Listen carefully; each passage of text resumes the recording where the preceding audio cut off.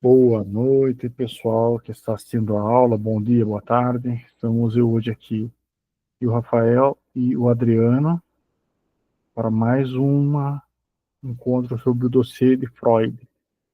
Vamos lá, então, bora lá. Nesse caso de Ana O, tudo foi diferente depois de sugestioná-la a se recordar de experiências traumatizantes sofridas na infância. Fez com que falasse pormenorizadamente e percebeu que conseguiu aliviar os sintomas de depressão e hipocondria. Deu a esse método o nome de cura pelas palavras, ou método catártico. Ficou em tratamento por 2 anos com ela e assim Brouwer pôde perceber a partir de certo momento que havia um grande problema nesse método, pois viu que existia mais do que um vínculo entre médico e paciente. Mais tarde, Freud chamaria esse vínculo transferência e contra-transferência. Freud concluiu sua faculdade de medicina no ano de 1881, 8 anos após seu ingresso, quando o curso podia ser concluído em apenas 5.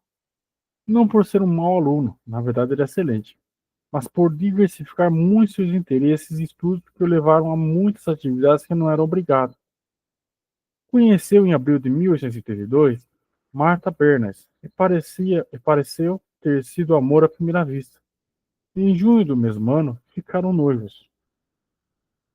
O desejo de se casar com Martha, o baixo salário e as poucas perspectivas de carreira na pesquisa científica fizeram com que ele mudasse para a área clínica. Aconselhado pelo próprio Brooke, começou a trabalhar no Hospital Geral, o principal hospital de Viena. Tentou uma série de especialidades, de dermatologia e cirurgia, a neurologia, a psiquiatria, mas não deixou de lado seu prazer com as pesquisas. Os primeiros anos de Freud, como jovem médico no Hospital Geral de Viena, foram tempos muito difíceis para ele, pois buscavam reconhecimento. Não tinha dinheiro e estava separado de sua noiva pela distância. Começou a formatura, defendeu tese sobre o sistema nervoso central, resolveu, por esse motivo, continuar nesse mesmo caminho e optou por trabalhar como clínico especializado em neurologia. Durante vários anos, trabalhou numa clínica de neurologia para crianças, em que descobriu um tipo de paralisia cerebral, e nesse mesmo período escreveu um livro sobre a afasia, que lhe trouxe grandes destaques. Ainda em 1872, muitos fatos históricos e marcantes ocorreram, como a morte de Darwin, o nascimento de Stravinsky, compositor russo, a construção do motor a gasolina, nasceu Melanie Klein em Viena, que também seria uma das suas seguidoras da psicanálise. No dia 26 de julho de 1882, estreava Parsifal, a última ópera de Richard Wagner, regida por ele mesmo em sua estreia. Durante os anos do hospital, Freud nunca abandonou as pesquisas. Sempre esteve envolvido no esforço de fazer seu nome descobrindo algo importante na medicina clínica ou na patologia, que lhe desse o reconhecimento público capaz de gerar a clientela que lhe traria fama e recursos financeiros. Sua motivação era única, exclusivamente se casar com Martha, alguns anos mais cedo do que ele sabia ser possível, por causa das poucas finanças. Assim, em suas pesquisas, utilizou regularmente a cocaína em sua forma de alcaloide, em pó. Como um jovem neurologista, essa foi a sua primeira tentativa experimental fora da prática médica tradicional. Durante esse período, publicou 3 artigos importantes e fez uma apresentação para a Sociedade Psiquiátrica de Viena sobre os usos terapêuticos da cocaína, sempre utilizando ele mesmo como cobaia para o experimento em humanos. Fez uso entre 1884 e 1895, tentando descobrir os benefícios nos distúrbios nervosos. Foi então muito animado com os resultados que ele próprio experimentava com o uso, acreditando ter encontrado um remédio quase perfeito. Indicou a um amigo que, em consequência do mau uso, morreu vítima de uma overdose. Esse fato trouxe um grande aborrecimento a Freud, pois era um amigo muito querido da época, em que trabalhava no laboratório de Brooke. Em 1884, Breuer conta a Freud sobre os resultados magníficos de sua experiência usando um método catártico, com Ana O. que deram um ponto de partida para o desenvolvimento da psicanálise. Freud fica então entusiasmado com a originalidade do método e muito envolvido com a possibilidade de acessar memórias esquecidas. Esse ano foi um marco na vida de Freud, quando ele passou a ser mais psicólogo e menos neurologista. Só um minutinho. Em 1885, Freud então recebeu uma licença, ganhou uma bolsa e viajou a Paris para estudar com Jean-Marc Martin Charcot, um respeitável psiquiatra do Hospital de Salpêtrière, que estudava a história e seria. Passando 6 meses com ele, aprendeu o uso da hipnose. Freud ficou impressionado com o poder de sugestão mental, vendo que Charcot criava e suprimia sintomas usando a hipnose. Portanto, isso lhe fazia crer que a histeria era uma doença de fundo emocional, e por isso deveria ser tratada como um ponto de vista psicológico. Quando retornou a Viena, com o ânimo redobrado, deu prosseguimento às suas pesquisas com Breuer, na área da histeria, utilizando além do método cartático, a hipnose, que ele trouxe de Paris. Já nesse período, não se importava com a opinião das pessoas que discordavam de seus pensamentos e de suas pesquisas. Ainda em 1885, foi nomeado professor assistente da neurologia na Universidade de Viena. Em abril de 1886, instalou-se como médico particular na rua Rathaus, número 7, assumiu o departamento de neurologia de Standgasse, o primeiro instituto público para crianças doentes dirigido por Max Kasowski. Em setembro, casou-se finalmente com Marta. Em 1887, Freud foi eleito membro da Sociedade Médica de Viena. Em outubro nasceu Mathilde, filha mais velha de Sigmund Marx. Freud conheceu William Flesch, médico alemão otorrinolaringologista, em Viena, quando este realizava pesquisa sobre a fisiologia e a bissexualidade. É interessante pensar nessas. Também tem as cartas, né, que eles trocam, né? O Freud e William Flesch. Sim, sim. O método, depois que ele usou o método de associação livre, ele ainda vai permitir, vai continuar com esse método ainda, desde o primeiro aparelho psíquico até o segundo. E aí é um método, tem até na série do Freud aí, na Netflix, ele mostra como funciona. Aí, se a gente pensar, né, tudo que é falado pro Freud, é projetado no psicólogo, é aquilo que está no inconsciente. Então, a resistência, o ato falho, são todos processos que ele aprende na associação livre e na hipnose. Aí mais pra frente vai explicar por que ele abandonou a hipnose, né? Sim. Esse vai ser um ponto bem legal, hein? Sim. E bem discutível, por sinal, bem discutível. Em maio de 1889, Freud recebeu Fanny Moser para tratamento. Futuramente seria conhecida como o caso M. von N. Com ela, utilizou pela primeira vez em seu consultório o método cartático. O tratamento durou 7 semanas, com uma retomada entre maio e junho de 1890 e algumas consultas. Em junho, Freud foi a Nancy para aperfeiçoar a técnica de sugestões hipnóticas, com Hippolyte Eperrin e Ambrosio Lebeut.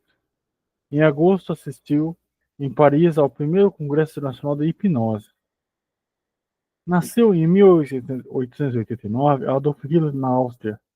Friedrich Nietzsche, filósofo alemão, foi internado na clínica psiquiátrica de Jena, sob os cuidados de Otto Binskor, neurologista e psiquiatra suíço.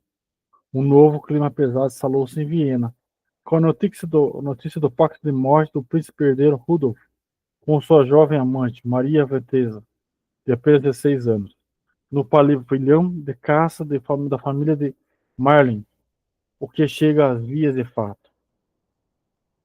É significativo que a nova ciência que estava nascendo em Viena, a psicanálise escavando as profundezas do ser humano, surgisse para responder aos desafios da histeria e da neurose, sem contanto atingir ainda a realeza. Esse clima foi reproduzido nas magníficas telas imortais de Gustav Klimt, o mais notável retratista da decadência vianense. Freud mudou-se para um apartamento no número 19 da Bergasse, em 1891, onde viveu e trabalhou até 1938. 80 anos mais tarde, tornou-se The Freud Museum Viena. Freud e Breuer publicaram um estudo sobre a histeria em 1895. Suas descobertas sobre o método cartático e todas as outras, em consequência dessa nova técnica. Freud também elaborou, a partir daí, um rascunho de 100 páginas manuscritas, que só foi publicada após sua morte, sob o título de Projeto para uma Psicologia Científica, em 1950. É interessante relacionar também que importantes acontecimentos ocorreram em outras cidades da Europa, no mesmo ano em que Freud publicou, em Viena, os estudos sobre histeria. Poissy descobriu os raios-x, Marconi fez a primeira transmissão pela telégrafo sem fio e os irmãos Lumière apresentaram a primeira sessão de cinema. Se, por um lado, a situação econômica, política e social na Europa, assim como acontecia em Viena, mostrava-se bastante difícil, inclusive com prenúncios da Primeira Guerra Mundial, por outro lado, a criatividade e o desenvolvimento científico e cultural mostravam-se em ascensão. Em 1896, Freud abandonou o trabalho conjunto com Breuer, porque passou a considerar a hipnose um método limitado, com resultados pouco duráveis. Por outro lado, Freud acreditava que a histeria teria como origem problemas de abusos sexuais na infância, e Breuer não aceitava essa teoria. Assim, eles se separaram. No mesmo ano, Freud conseguiu, pela primeira vez, analisar um sonho, seu conhecido posteriormente como o sonho da ejeção feita em imã. Olha que legal, né? O que a gente falou, né? Que você falou, Adriano. Daqui a pouco ele ia falar sobre a hipnose, né? Eu acho que a gente está em 1896, né? Isso. Já é um tabu atualmente falar sobre a sexualidade da infância. Imagina nessa época. E o Freud não abriu mão. Ele não abriu mão nem pro Breuer e nem pro Jung. E o Jung também falou, olha, é melhor abrir mão de falar sobre a sexualidade na infância e desenvolver a teoria baseado no processo de resistência. E o Freud não abriu mão nem pro melhor aluno dele, que era o Jung. Olha que o Jung trabalhou durante muito tempo com o Freud e era um dos mais dedicados no clube das quartas-feiras, que era o clube que o Freud criou. Sim. Se eu não me engano, ele era cotado para ser o presidente, né? O herdeiro da psicanálise também, né? Uma coisa assim, né? Exatamente. Aí depois o Lacan continuou o trabalho do Freud, mas com a questão da linguagem, que aí ele pega mais a associação livre e desenvolve o processo lacaniano. E já o Jung trabalha com o consciente coletivo. Sim. É a diferença, a grande diferença, né? As pequenas cisões já acontecem, né? Nas primeiras gerações ali. Exatamente. Substituiu então a hipnose pelo método de livre associação, desenvolvido por ele. Foi um passo decisivo e original que deu maiores perspectivas para o desenvolvimento da psicanálise. Esse novo método lhe permitia acessar regiões obscuras do inconsciente, trazendo à tona conteúdos que originaram os problemas de seus pacientes. Com essa nova ferramenta, ele pôde realmente formular sua descoberta a respeito dos processos psíquicos inacessíveis à consciência. No mesmo ano de afastamento de Breuer, Freud utilizou pela primeira vez o termo psicanálise. Um momento muito crítico para Freud foi em 1897, quando entrou em profunda crise com a morte de seu pai, e justamente com a eleição de Karl Lueger como presidente da Câmara de Viena. Homem fortemente preconceituoso, antissemita, anti-eslavo, protelou por anos de promoção de Sigmund Freud, já suficientemente famoso na ocasião. Ele é professor assistente e professor titular da Faculdade de Medicina de Viena. Em conjunto a essa situação de preconceito claro, Freud, trabalhando em seu consultório, fez o divã o seu laboratório. E entrando em contato com os psiquismos dos histéricos que tratava, acabou se mobilizando para as suas próprias questões internas. Ele percebeu que não poderia desvendar nos seus pacientes aquilo que ele mesmo não conhecia. Nessa fase, começou seu processo de autoanálise, e Flies, né, passou a ser um intelector que fazia a transferência com Freud através de cartas muito íntimas. Assim, nesse isolamento intelectual, reflexivo, durante 10 anos, ele vai desenvolvimento da psicanálise. É interessante pensar nisso aqui, né? Que eu até estava falando com um professor também, ele falou, ó, Mais importante que você fazer a supervisão é você fazer análise. É análise que você pode. É análise onde a coisa acontece, né? E na supervisão ainda você pode não ficar sem, né? Mas você pode protelar um pouquinho ela. Porque se você não entende o processo que acontece dentro de você, não entende os seus pontos dali, fracos, ou o que abala você, com certeza na hora da clínica ali vai acontecer de algo te pegar desprevenido, né? E você não tem muitos recursos. Né?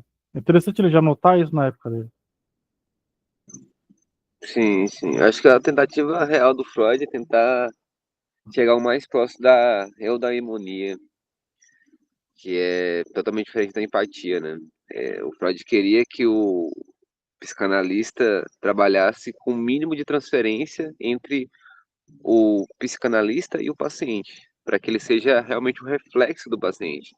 E que essa contra-transferência seja o processo de devolutiva na psicanálise, né? Assim como na terapia. Você leva a sua demanda para o psicólogo, ele entende a sua demanda e faz a devolutiva baseada na experiência dele, enquanto o processo de vivência, né? Porque para o Freud o plano de fundo é o desenvolvimento do indivíduo. E isso nunca vai mudar. Ele sempre vai nascer, passar pelos processos da fase psicossexual e vai desenvolver até lidar com seus próprios conflitos. Agora, para diminuir esse processo, precisa de muita capacidade de entender quais são os seus próprios traumas, porque todo mundo vai ter trauma. Eles não tem como fugir. Com certeza. Com certeza. E é interessante que ele mesmo percebe isso, né? Isso que eu acho muito interessante, porque ele vai no mundo real ali e fala, peraí, isso aqui também tá me batendo. Deixa eu ver como é que eu resolvo isso. Porque quem atende, né, vai saber isso. Certos temas vão bater em você bater fora dentro de você, né? Vão bater na sua realidade fora do consultório. Isso é interessante ele já notar isso, né?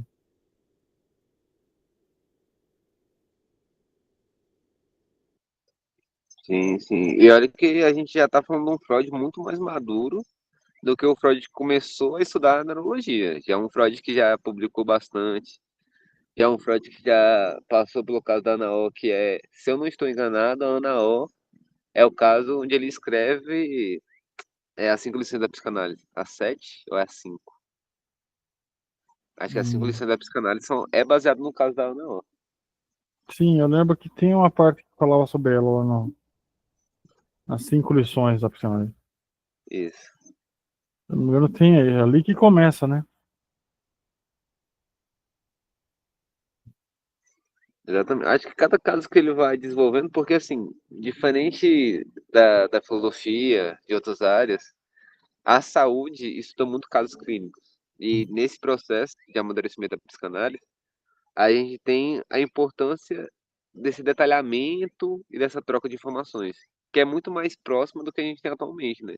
A gente tem as publicações e as leituras. O Freud não, ele conversava com os pesquisadores que também estavam nesse processo de construção de um método para tratar um problema que era gigantesco na sociedade vienense, que era a histeria.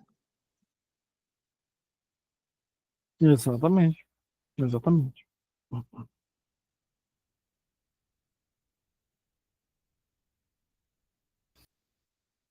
Vamos lá. Em 1900, Ida Bauer, irmã de Otto Bauer, futura dirigente socialista, começou uma análise com Freud, o caso Dora. O tratamento interrompido no final de dezembro. Nesse ano, ainda, o médico apresentou sua obra Interpretação dos Sonhos. Em julho de 1901, publicou Psicopatologia da Vida Cotidiana. Em março de 1902, finalmente Freud foi nomeado professor especial. A nomeação somente ocorreu quando o imperador Francisco José interviu e assinou a promoção que o Freud aguardava há tempo. Em setembro, ocorreu o fim da correspondência entre Freud e Flores, por causa de um desentendimento entre os dois. Em outubro de 1902, Freud passou a reunir em seu consultório, às quartas-feiras, alguns jovens médicos com interesse em estudar a psicanálise para poder exercê-la em seu consultório. A princípio, estava entre eles Alfred Adler, Max Heine, Rudolf Heitler, Wilhelm Steuk, que já haviam começado a praticar a psicanálise. Assim foi criada a Sociedade Psicológica das Quartas-Feiras. Essa sociedade foi o embrião para a formação da Sociedade Psicanalista de Viena, criada em 1908. Aos poucos, outros se juntaram ao grupo dos quartas-feiras: Paul Fedin, Otto Rank, Fritz Wiltz e Isidor Sandger. A partir de 1906, as reuniões começaram a ser registradas em ata. Na Suíça, Eugen Blauer, médico-chefe de clínica do Hospital Burghausen de Zurique, começou a aplicar o método psicanalítico no tratamento de psicose, inventando, ao mesmo tempo, a noção de esquizofrenia. Em abril de 1903, nasceu em Viena Herbert Graf, filho de Max Graf. Ele foi analisado aos 5 anos por seu pai. Segundo as orientações de Freud, esse trabalho ficou conhecido como o caso Pequeno Hans, primeira psicanálise desenvolvida com crianças. Em 1905, Freud lançou Os Xistes e Suas Relações com o Inconsciente e 3 ensaios sobre a teoria da sexualidade. Iniciou, em abril de 1906, a troca de correspondência com Jung, que era aluno e assistente de Blauer. Em maio, para celebrar o aniversário de Freud, seus discípulos ofereceram uma medalha. Na parte da frente estava gravada a imagem de Freud e no verso a imagem de Édipo. Na borda, em grego, estava escrito o verso de Sófocles: aquele que resolveu o famoso enigma e que foi um homem de nome e poder, fazendo referência à história de Édipo, peça teatral escrita por Sófocles. Foi perambulando pelas ruas de Viena e frequentemente às óperas, assistindo atento aos comícios de Karl Lugen, ao prefeito social cristão e antissemita, um de seus inspiradores, e consumido literatura racista que Adolf, jovem artista tentando uma carreira capital, idealizava as bases do nazismo. Os conflitos políticos e raciais entre os germânicos minoritários, mas influentes e poderosos, e os eslavos, desejosos de melhores suas posições ao longo do século XIX, desenvolveram a aversão a tudo que é estrangeiro. O pensamento filosófico cosmopolita e a diversidade ideológica e cultural de Viena, rodeando Freud todo o tempo, dá margem ao entendimento do esforço em fazer de seus estudos psicanalíticos um valor científico universal. Desde a fundação da Associação Internacional de Psicanálise, em 1910, ele tentou bravamente transcender as imposições que eram exercidas ao seu redor.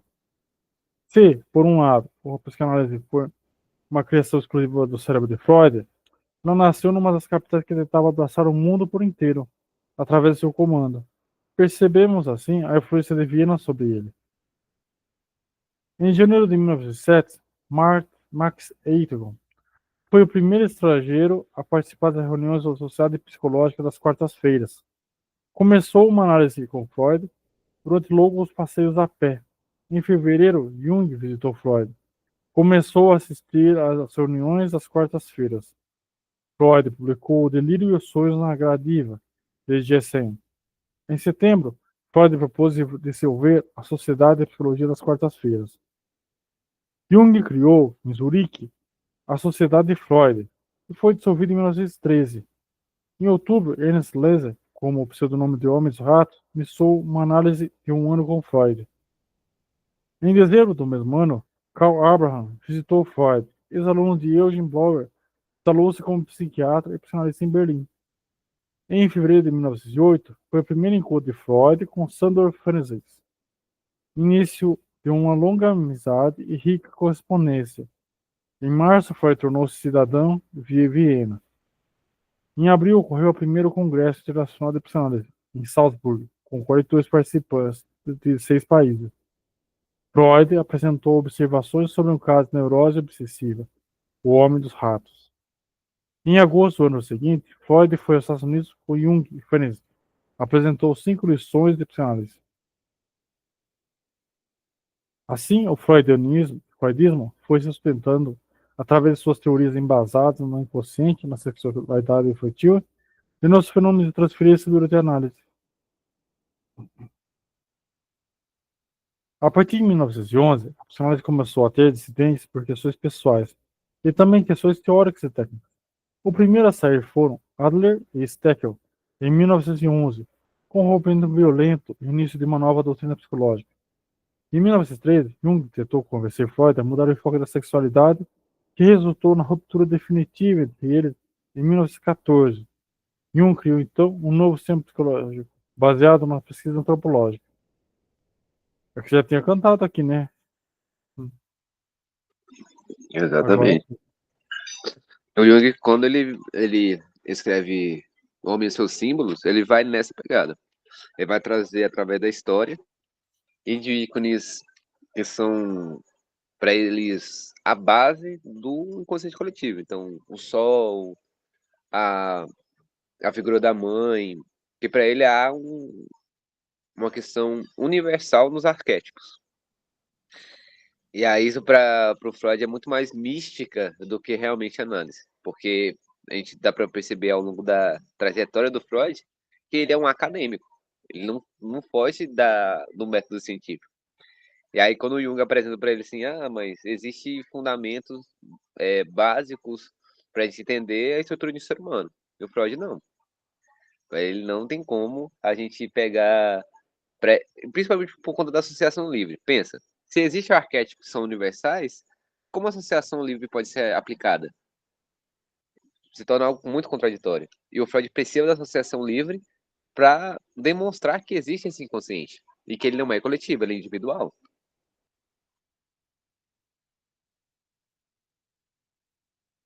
com certeza, com certeza. Para você ver como as visões já são diferentes, né? Já começa ali a ruptura, né?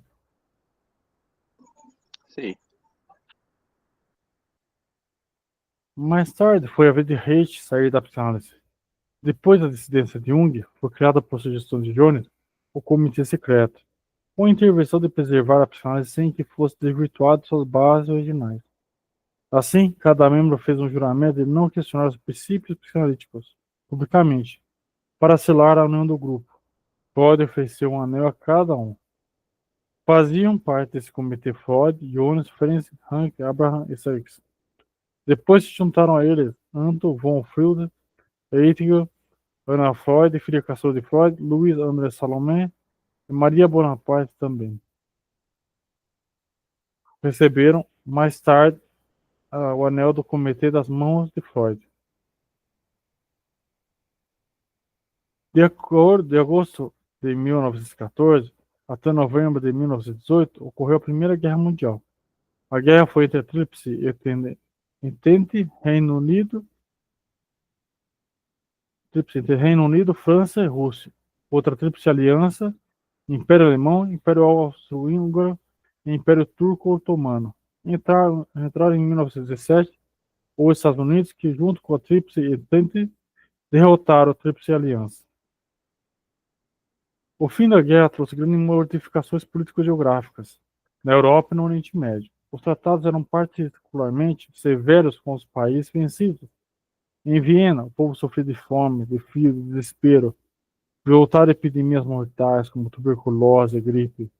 Com a explosão na primavera da Primeira Guerra Mundial, o movimento psicanalítico evoluiu de forma lenta.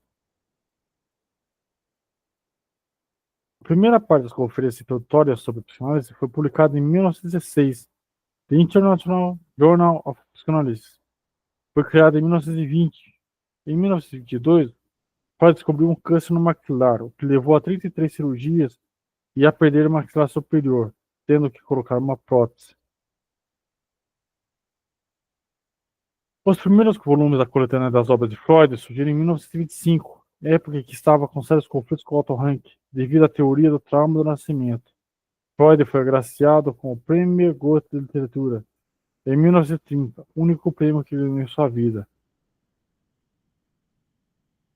Freud passou a ser perseguido pelos nazistas. Diante da situação, não havia mais condições de permanecerem em Viena, e foi para a Inglaterra com sua família, morando em Masterfield Garden, número 20, local que 48 anos mais tarde devia se tornar Freud Museum Local.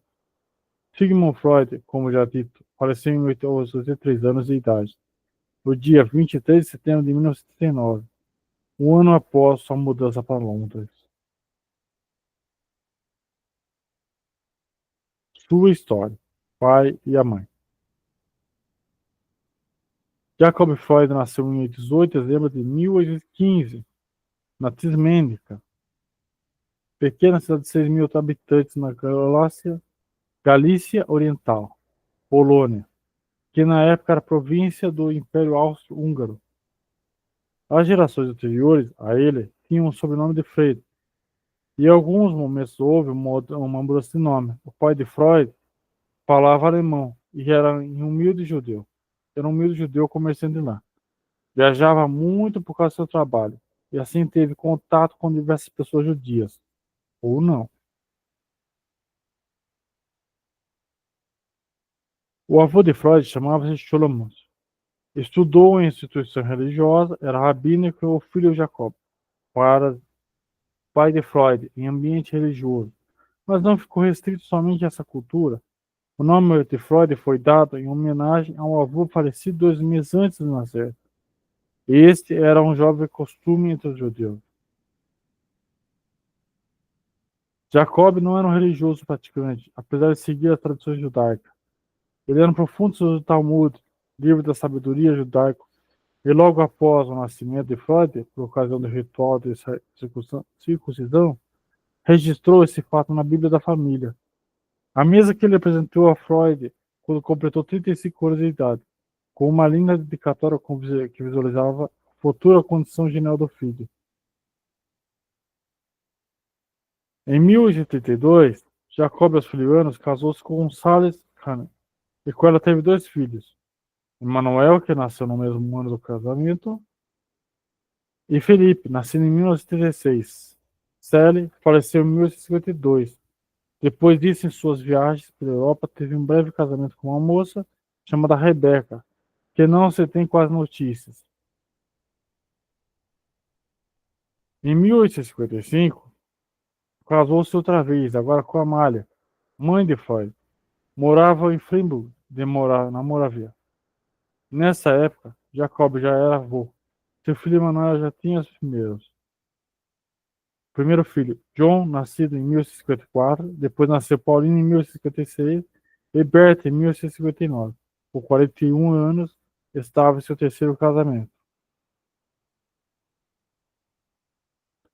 Freud não recebeu educação tradicional judaica, mas acabou sendo influenciado espontaneamente pelo seu pai, que seguia algumas tradições. Este era um homem grandioso, imponente, bem maduro, o que lhe dava um aspecto de seriedade que impressionava Freud profundamente. Mas, apesar dessa aparência, era um homem bem-humorado e contador de histórias que prendiam a atenção. Faleceu em outubro de 1897. No dia do enterro, Freud não conseguiu entrar no cemitério, desmaiou na porta. Esse fato desperta nele uma atenção diferente.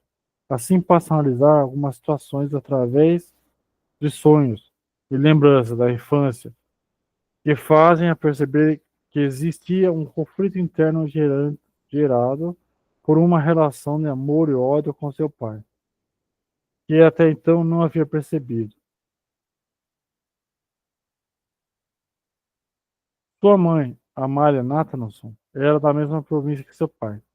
Nasceu em 18 de dezembro de agosto de 1835. Era mais jovem que seu marido de 20 anos e muito bonita. Falava só em língua judaica. Freud era o primeiro filho adorado pela mãe, que chamava de meu cisne de ouro. Freud conta em uma das cartas de Folhas ter uma recordação da mãe sem roupa na cabine de um trem, numa viagem que fizeram de Leipzig a Viena. Ele disse que essa situação despertou sua libido em relação a ela. Essa carta tratava descobertas de Freud. Assim, sobre a complexo de Édipo. Ele trouxe momentos de grande embotamento intelectual e reflexivo. Ele percebia que entrava em processo de resistência, pois até escrever para Freud era difícil, justamente para não entrar em contato com a situação. Eita, resistência, não? Sempre ela, não? Sim, sim, sim. E pro Freud, tipo assim, o que às vezes eu não entendo muitas críticas da psicanálise é achar que a psicanálise não é um método prático. O Freud precisava olhar para si, entender seus próprios complexos, e quando ele conseguia identificar isso nos outros, ele percebia que era um quadro comum. Então, assim, a gente dá para perceber, né? Homem dos Ratos, Ana O, são vários casos clínicos em que ajudou ele a perceber e a escrever sobre o processo. Então, não é um processo imaginário, é um processo constante de construção desse método. Ele só acaba por conta da morte do Freud, mas ele continua clicando até nos últimos meses de vida dele, mesmo com um câncer, mesmo com os problemas. A única coisa que fez pausar foi a perseguição do nazismo em Viena, que aí ele teve que mudar para Londres, mas antes disso ele era muito ativo e muito constante. Por isso que ele pensava tanto no futuro da psicanálise quanto no próprio futuro dele, enquanto pessoa, né? Porque ele pensava assim, olha, em algum momento eu vou morrer, mas eu vou deixar vários estudos e várias estruturas que possam continuar esse processo. Porque para a gente, saúde mental já é complicado. Mas pensar nas transformações de Viena ao longo dos anos, para Freud foi uma percepção tanto psicológica quanto social. Porque, pensa, no começo que a gente começa a ler o livro, a gente vê uma Viena ativa, uma Viena com várias festas, com um crescimento econômico muito grande. E com a Primeira Guerra Mundial, a decadência de Viena gera um resultado social. A guerra desperta um medo, e esse medo é inconsciente. Porque é um medo que, tanto da invasão quanto da pós-invasão, num momento crítico em todo o mundo, e principalmente na Europa.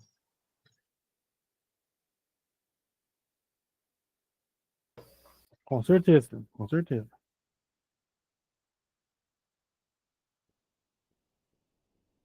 Do casamento de Jacob e Amália nasceram mais 7 filhos.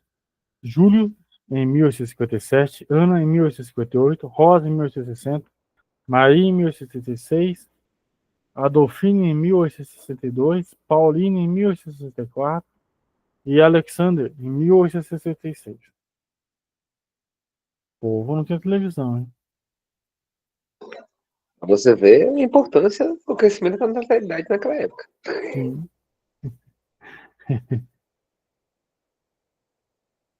A criança. Os primeiros anos de Freud são poucos conhecidos, já que ele destruiu seus escritos pessoais em 2 ocasiões.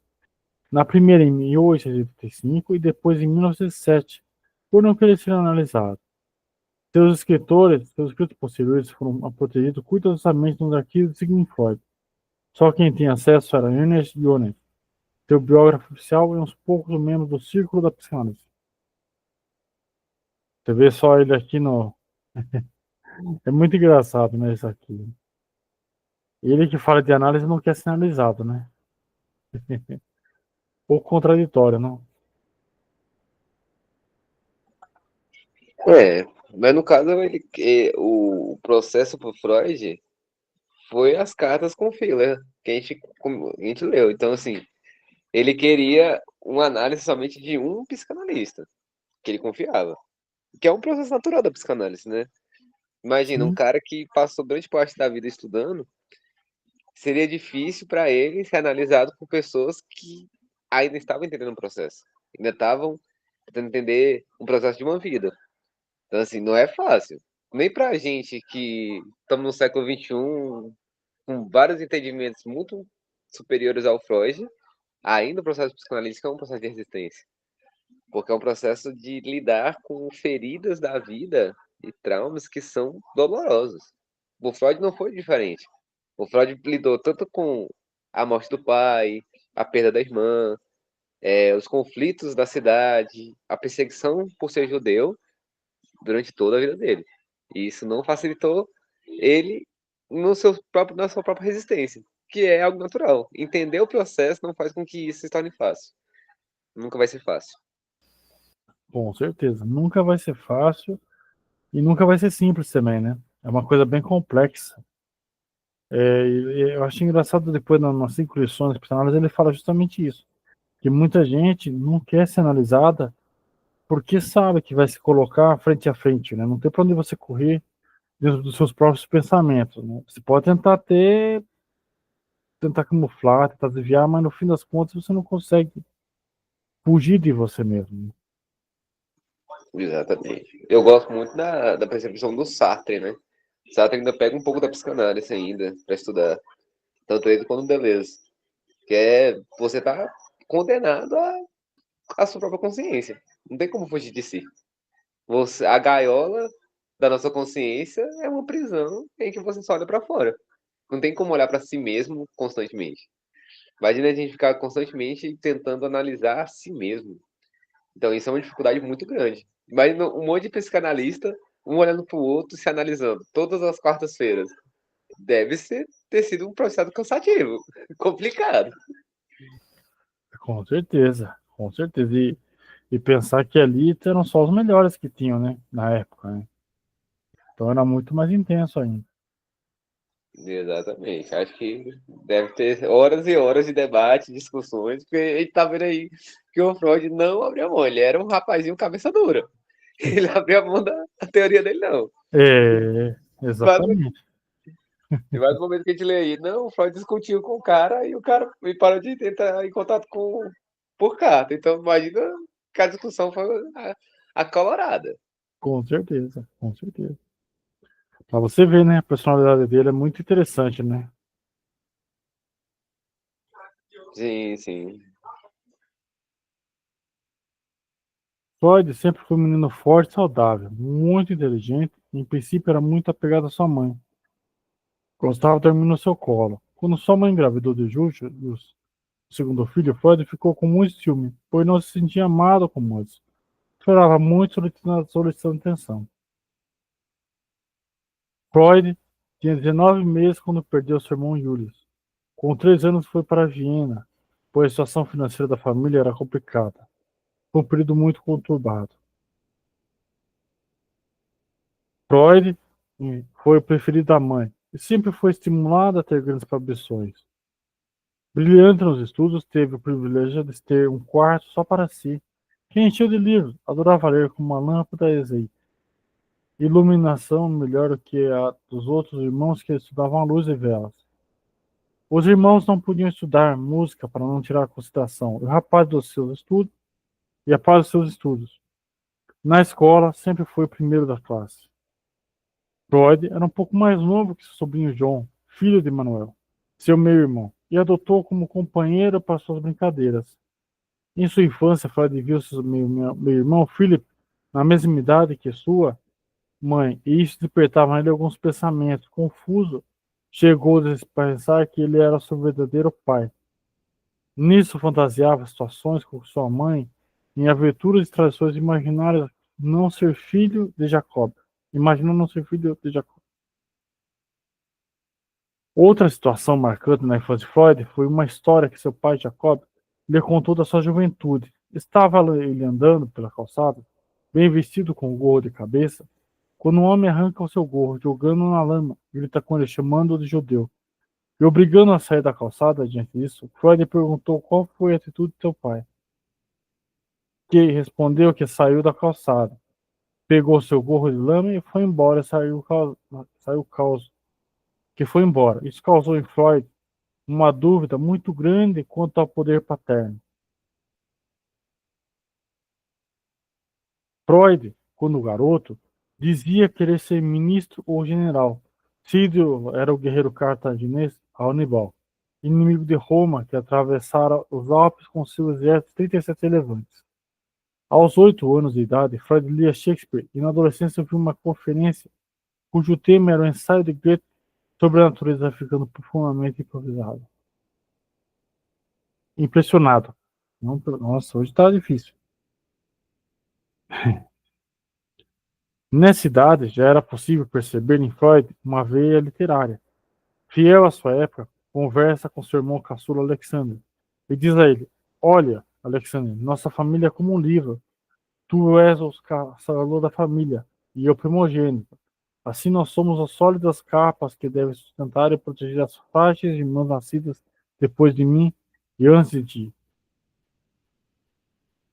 Muito jovem, o garoto Simon apaixonou-se pela cultura e escritura hebraica, em particular pelo estudo da Bíblia.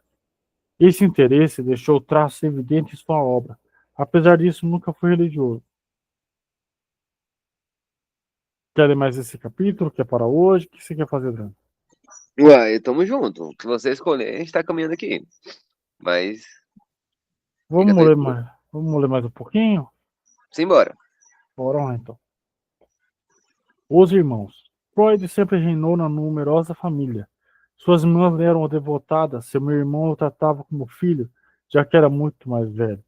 Sentia-se o protetor de seu irmão caçula, com o poder que lhe era dado dentro da casa.